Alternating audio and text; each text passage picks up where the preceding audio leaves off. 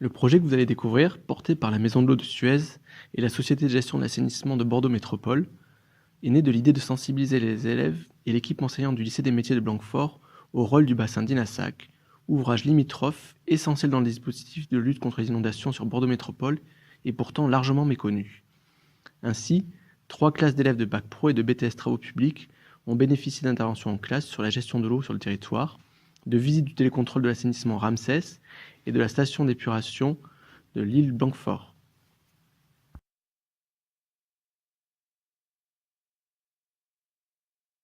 Point d'orgue de cette sensibilisation avec une excursion au cœur du bassin d'Inassac, accompagnée de l'exploitant et de l'association de protection de la nature Cepenso pour son expertise en matière de gestion écologique.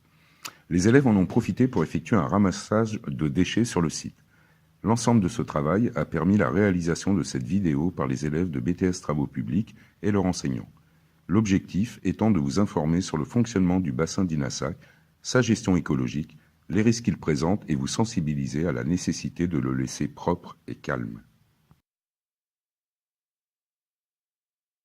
Bordeaux Métropole et ses habitants ont connu, jusque dans les années 1980, d'importantes inondations pluviales occasionnant de gros dégâts. Plusieurs facteurs sont responsables de ce risque. D'abord, la position de Bordeaux, située au bord du fleuve Garonne, qui subit 2 fois par jour l'influence des marées. Jusqu'à 7 mètres de différence de niveau entre la marée la plus basse et la plus haute. Le climat océanique qui entraîne des orages violents l'été et de grosses pluies. Le sol, de plus en plus imperméabilisé à cause de l'urbanisation et le relief en forme de cuvette de la rocade vers les quais. Ajoutez à cela 150 ruisseaux qui sillonnent à travers et parfois même sous la métropole. Suite à 2 énormes inondations survenues en juillet 1982, Bordeaux Métropole a décidé de s'équiper d'un dispositif de lutte contre les inondations composé de bassins de rétention, de collecteurs, de stations de pompage. Le tout est piloté par le télécontrôle Ramsès, fonctionnant 24 heures sur 24 et 7 jours sur 7. Le bassin de Ninassac, situé derrière le lycée des métiers, est l'un de ses nombreux équipements.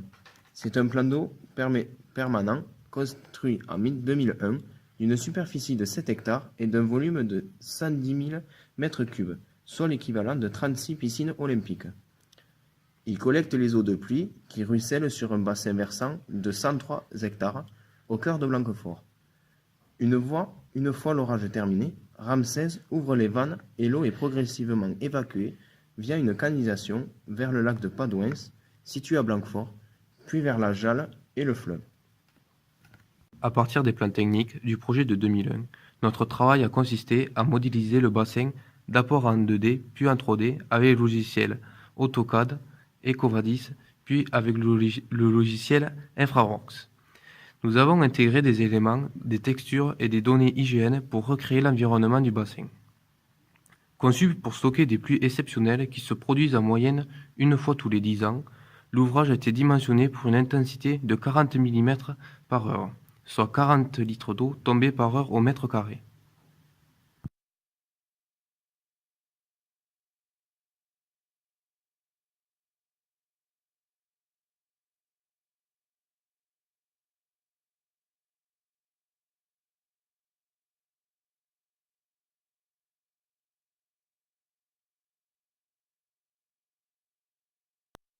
Les eaux de pluie qui tombent sur la commune de Blanquefort, sur un bassin versant de 103 hectares, arrivent dans le bassin par un collecteur de 1,80 m de diamètre. C'est un bassin qui reste en eau tout au long de l'année avec une hauteur de 3,50 m NGF, nivellement général de France, dont le point référence 0 est situé à Marseille. Par temps sec ou pour les petites pluies, l'eau s'écoule dans un collecteur de 80 cm de diamètre qui contourne le bassin sans le remplir. Cette eau est évacuée vers le lac de Padouins, situé sur la commune de Blanquefort, puis dans le ruisseau la Jalle, direction la Garonne. Pour un orage violent ou une grosse averse, Météo France prévient le télécontrôle Ramsès qui passe en situation A, situation de crise. Dans ce cas, tous les bassins de rétention de la métropole sont en mode stockage.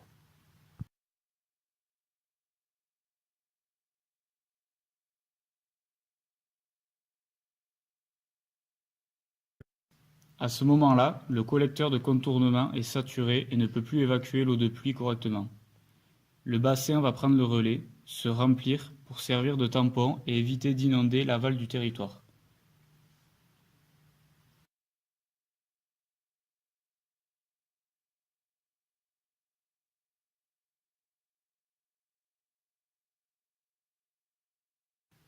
Sur le bassin de Dinasac, 2 vannes automatisées et reliées à des sondes de niveau permettent de réguler le remplissage du bassin.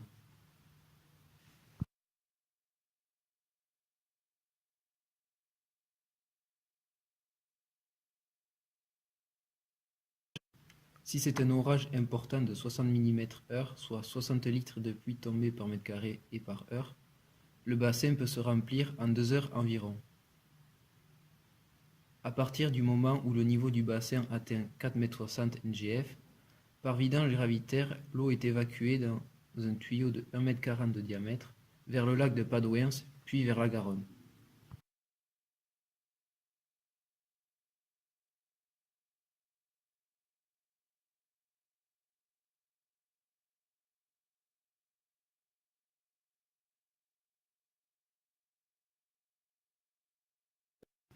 Le bassin d'Inassac est un plein d'eau permanent, ce qui signifie qu'il contient toujours de l'eau, même par temps sec. C'est un lieu vaste et calme, fermé au public, au cœur de l'agglomération et à proximité d'un important site industriel, un petit coin de nature en ville.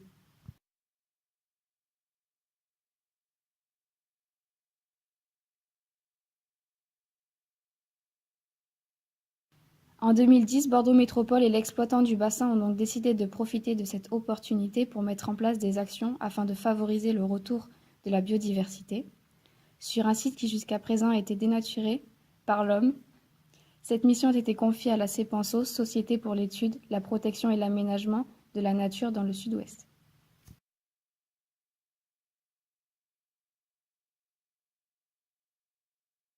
Après un diagnostic écologique du site et l'arrêt de l'entretien intensif, la CEPANSO a proposé plusieurs préconisations comme l'installation de bottes de paille et de tas de bois ou la plantation de végétaux, sans impact sur le bon fonctionnement hydraulique de l'ouvrage. Ces actions favorisent le retour et l'installation de la faune en leur créant des zones de repos, des abris et des sources de nourriture. Pour mesurer l'efficacité de cette gestion écologique, des naturalistes réalisent régulièrement un suivi des inventaires faunistiques et floristiques.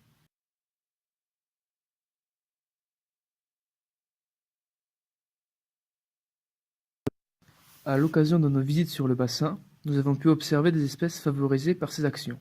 Plusieurs oiseaux, comme le chardonneret élégant, le grèbe castagneux, le cormoran, le héron pourpré, la grande aigrette, la bécassine des marais, la moine mélanocéphale, mais également des diablotins, des insectes un peu bizarres.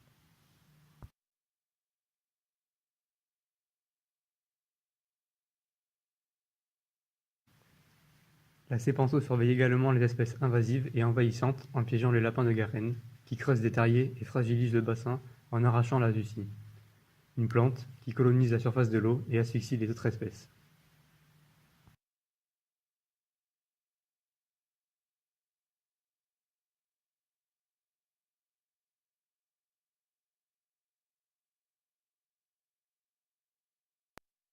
Sur les lieux, nous avons été surpris par la quantité de déchets alors que le site est fermé au public. Nous nous sommes interrogés sur leur origine. Nous en avons conclu qu'ils étaient sûrement jetés par des élèves ou des riverains par-dessus la clôture ou encore transportés par le vent. Ces déchets mettront certainement des dizaines ou centaines d'années à se dégrader.